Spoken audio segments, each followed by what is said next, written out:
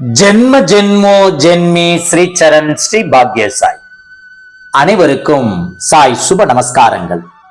நிலக்கோட்டையிலிருந்து சாய் உமேஷ். ஸ்ரீ சாய் சகஸ்ர நாமாவளி ஸ்லோகம் 486. ஓம் துஷ்ட மூர்க்க ஜடாதீனாம பிரகாஷ ஸ்வரூபவதே நமக. தீயவர்கள், முரடர்கள், அறிவிலிகள், மந்த புத்தி உள்ளோர்கள் ஆகியோருக்கு புலப்படாதவருக்கு நமஸ்காரம். பாபாவின் ஸ்வரூபம், அதாவது சாயின் உண்மையான தன்மை தெய்வீகமானது. பாபா என்பவர் மக்கள் கண்ட 3.5 முழ பௌத்திக உடலுடன் காட்சியளித்த ஒரு முஸ்லிம் பக்கீர் அல்லவே அல்ல. அவருடைய சிறந்த பக்தர்கள் ஒருவரான ரேகே பாபாவின் ஸ்வரூபத்தை விவரிக்கிறார். நான் அறிந்தவரை அவர் வரையறையற்றவர். ஆம், உடலுடன் இருந்தவரை சதைகளால் ஆன உடற்கூடு காணப்பட்டது. அவ்வப்போது அந்த தோற்றமே நம் கண்முன் காட்சி அளித்தது. ஆனால் பெரும்பாலும் அவரது அந்தமில்லா ஸ்வரூபம் என் முன் நிற்கிறது.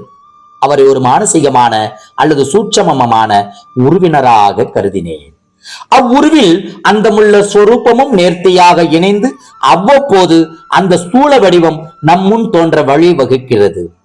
இப்போது சரீரம் மறைந்து விட்டதால் அந்தமில்லா ஸ்வரூபமே சாய்பாபாவாக எஞ்சி நிற்கிறது. புறக்கண்களால் பௌதீக உடலை மட்டும் தான் காண முடியும். உள்ள தூய்மையுடன் நல்லவற்றை கிரகித்துக் கொள்ளும் பாங்குடன் காண்பவர்களுக்குத்தான் மறைந்து நிற்கும் தெய்வீக ஸ்வரூபம் தென்படும்.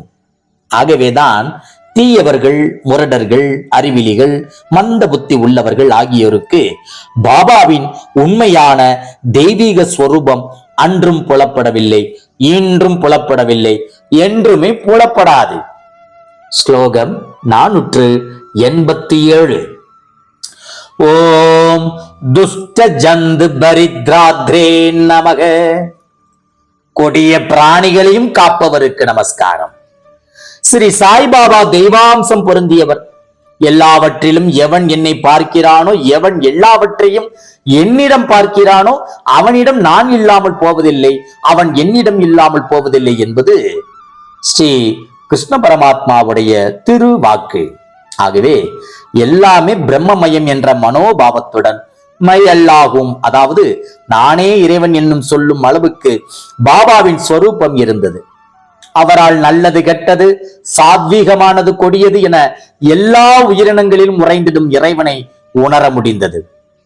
அவர் முன் வரும்போது கொடியவைகளாக கருதப்படும் பிராணிகளும் தங்களுடைய கொடுமையை மறந்து விடுகின்றன. முன்வினை பயன்களாலேயே கொடிய விலங்குகளாக பிறந்திருக்கின்றன என்பதை பாபா அறிவார்.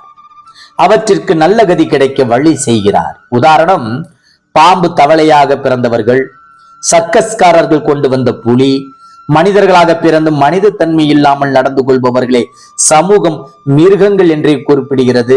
அத்தகைய மனித மிருகங்களுக்கு பாபா அருள்பாலித்துள்ளது.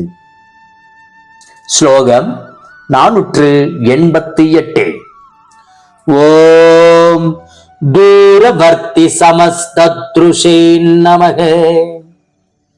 தொலைவில் நடக்கும் சம்பவங்களையும் காண்பவர்களுக்கு நமஸ்காரம். தூரத்தில் நடப்பதையும் அறிவது ஒரு சித்தி.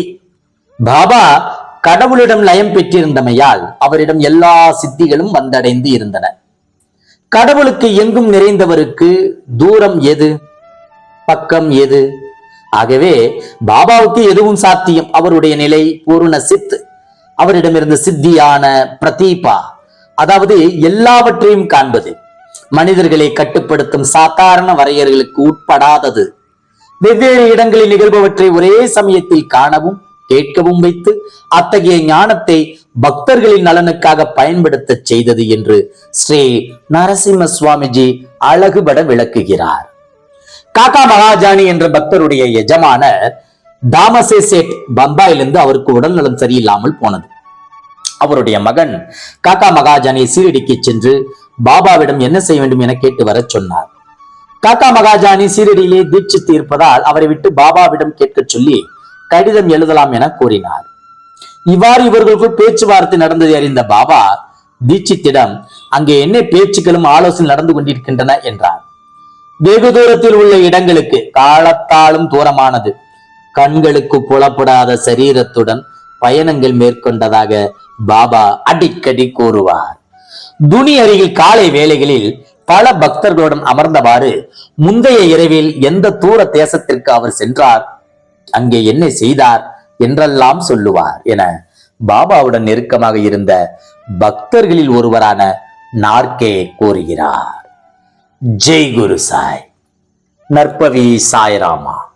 ஜெய் குரு தேவதத்தா.